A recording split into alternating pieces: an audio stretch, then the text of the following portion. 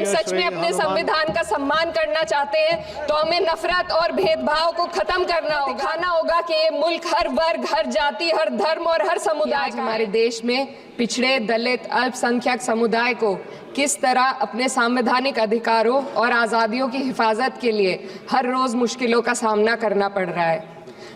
Doctor B.R. Ambedkar के कथन से अपनी बात रखना चाहती हूँ। उन्होंने कहा था, मुझे अपने भारतवर्ष पर फक्र है कि जिसके पास ऐसा संविधान है जो लोकतंत्र, समाजवाद और सेक्युलरिज्म को संजोता है। लेकिन आज ऐसा लगता है जैसे संविधान की किताब तो है पर इसे चलाने वालों का ईमान गुम हो गया है। आज हिंदुस्तान में हर वर्ग को किसी न किसी चुनौती का सामना करना पड़ रहा है, मगर अल्पसंख्यक, खासतौर पर मुसलमानों पर जो कहर टूटा है वो किसी से छुपा नहीं है। ये लोग सिर्फ अपने मजहबी पहचान की वजह से निशाने पर हैं। संविधान का अनुच्छेद 15 कहता है कि किसी भी नागरिक के साथ धर्म, जाति या किसी और वजह से भेदभाव नहीं होना चाहिए, लेकिन हकीकत इसके उलट है। हालात इस कदर बिगड़ चुके हैं कि hate speech, mob lynching, bulldozer द्वारा घरों को गिराने की घटनाएं आम हो गई हैं, खास तौर पर उत्तर प्रदेश में, जहां ऐसा लगता है जैसे कानून के नाम पर जंगल राज चल रहा हो। संभल में जो हुआ वो सबके सामने है। पुलिस के संरक्षण में निर्दोष लोगों की हत्या की गई और सरकार ने चुप्पी साध ली। अल्पसंख्यकों पर हिंसा बढ़ती जा रही है, मगर सत्ता में बैठे लोग या तो आंखें मूंदे हुए हैं या फिर इन घटनाओं को बढ़ावा दे रहे हैं। हद तो तब हो जाती है जब न्यायपालिका की बात भी अनसुनी कर दी जाती है। सुप्रीम कोर्ट ने मॉब लिंचिंग पर 11 सूत्रीय निर्देश जारी किए थे। इसमें साफ कहा गया था कि राज्य सरकारें और पुलिस इस तरह की घटनाओं को रोकने और दोषियों पर सख्त कार्रवाई करने के लिए जिम्मेदार है, लेकिन आज भी इन निर्देशों पर अमल नहीं हो रहा है। हाल ये है कि मॉब लिंचिंग को रोकने की बजाय सत्ता में बैठे लोग आग में घी डालने का काम कर रहे हैं। उनकी जुबान से ऐसी बातें निकलती हैं जो नफरत को और बढ़ावा देती है।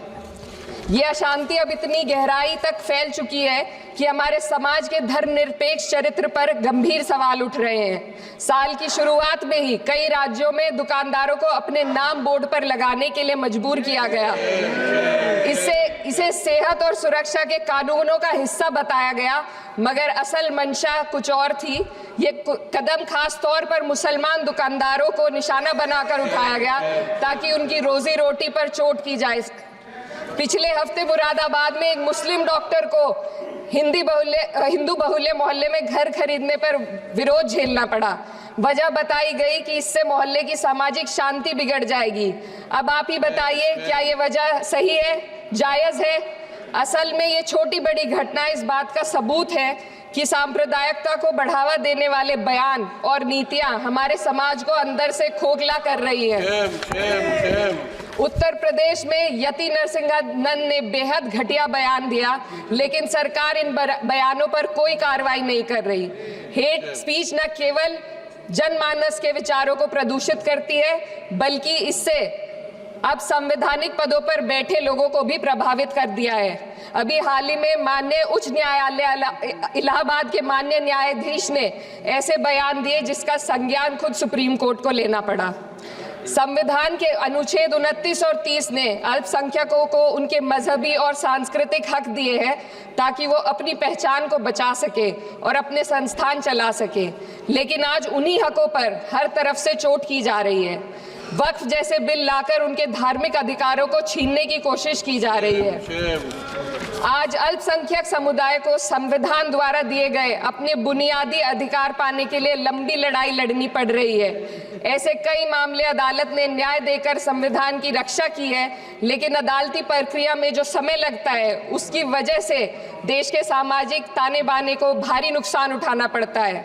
मिसाल के तौर पर इलाहाबाद हाई कोर्ट ने 2004 के मदरसा एक्ट को रद्द कर दिया था, जिससे मदरसों के संचालन पर सवाल उठे। हालांकि सुप्रीम कोर्ट ने बाद में इस फैसले को पलट दिया और एक्ट को वैध करार दिया, लेकिन इस प्रक्रिया में जो समय लगा उसने अल्पसंख्यकों को बेचैनी और संघर्ष के दौर में डाला है। इसी कड़ी में प्लेसेस ऑफ वर्शिप एक्ट 91 भी आता है और कई अन्य अधिकार, उन्हें भी इसी तरह अदालती लड़ाइयों में उलझाया जा रहा है। ये स्थिति न केवल अल्पसंख्यकों के अधिकारों की राह में रुकावट है, बल्कि justice delayed is justice denied जैसी कहावत को सिद्ध करती है। मैं इस सदन से दुनिया भर के अल्पसंख्यकों की आवाज उठाना चाहती हूँ, खास तौर पर हमारे पड़ोसी देश बांग्लादेश में अल्पसंख्यकों के साथ जो हो रहा है वे दिल को गहरे तक चोट पहुंचाने वाला है। उनकी जान माल की हत्या की जा रही है। बांग्लादेश हो या हिंदुस्तान हो या कोई और देश, अल्पसंख्यकों की सुरक्षा, इज्जत और अधिकारों की हिफाजत हर सरकार की सबसे पहली जिम्मेदारी होनी चाहिए। मैं इस सदन से अपने देश के अल्पसंख्यकों के साथ बांग्लादेश के पीड़ित अल्पसंख्यकों की आवाज को एक साथ उठाना चाहती हूँ। ये वक्त की पुकार है कि हम सब मिलकर ये सुनिश्चित करें कि किसी भी इंसान को उसकी पहचान या मजहब के कारण डर कर जीने पर मजबूर ना होना। आपने मुझे इस विशेष चर्चा पर बोलने का मौका दिया। भारत के संविधान के 75वें वर्ष की चर्चा के मौके पर मैं सबसे पहले संविधान बनाने वालों की दूरदृष्टि को सलाम करती हूँ। एक युवा सांसद के तौर पर मैं अपनी उम्मीदों को संविधान के साथ जोड़कर खास तौर पर ये बताना चाहती हूँ, जहाँ हक छीने जाते हैं वहाँ अमन खो जाता है। ये बात हर सरकार को समझनी चाहिए। अगर हम सच में अपने संविधान का सम्मान करना चाहते हैं तो हमें नफरत और भेदभाव को खत्म करना होगा। हमें ये दिखाना होगा कि ये मुल्क हर वर्ग, हर जाति, हर धर्म और हर समुदाय का है, और जब तक ऐसा नहीं होगा तब तक संविधान की आत्मा सिसकती रहेगी। सर, अपनी बात को खत्म करते हुए मैं एक शेर अर्ज करना चाहती हूँ। ये दाग दाग उजाला, ये शब गजीदा शहर, वो इंतजार था जिसका, ये वो शहर तो नहीं।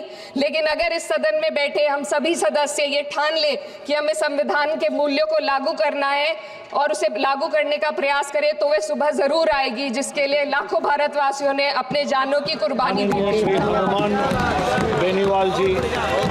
हनुमान बेनीवाल जी।